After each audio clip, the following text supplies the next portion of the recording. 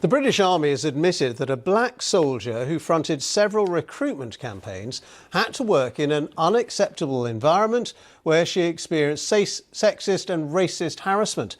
As well as apologising, the Army has paid the soldier a substantial financial sum. Kerry-Ann Knight, who left the Army this year, has been talking for the first time to our defence correspondent Jonathan Beale. Yeah. That's the section I was in.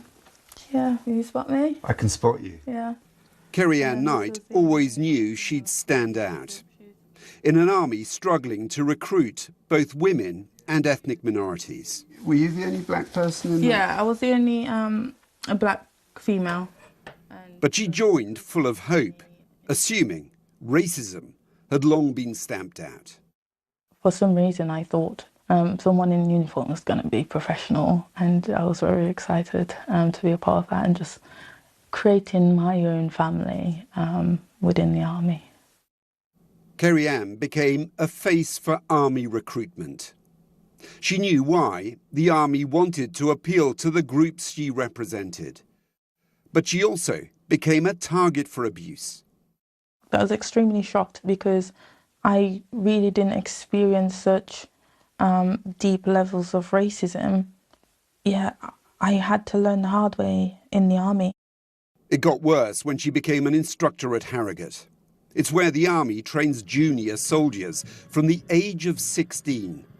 It's controversial, not least because in the past there have been allegations of bullying.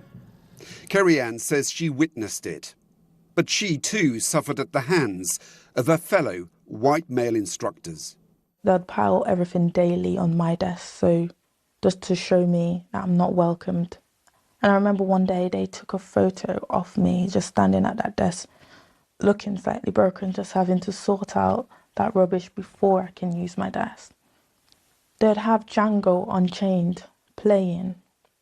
They would repeat the most, say, racist lines, and then they'd chuckle.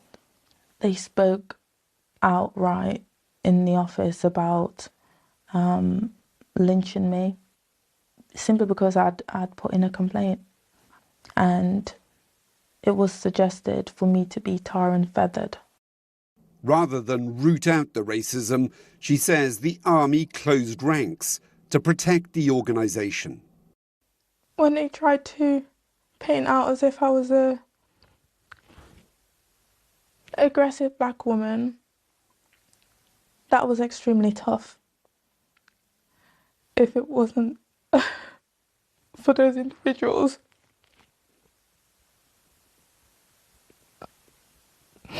who supported me, whether secretly or publicly, yeah, I would have been broken. Earlier this year, she took her case to an employment tribunal. The Army contested it, but as the evidence mounted, it issued an apology. It accepted Mrs. Knight had to work in an environment where she experienced racist and sexist harassment. It admitted the Army failed her. In a separate statement, the MOD said it had settled the claim with no admission of liability. I would never encourage a woman, especially of colour, to join the Army, because it's not going to benefit your life in the long run.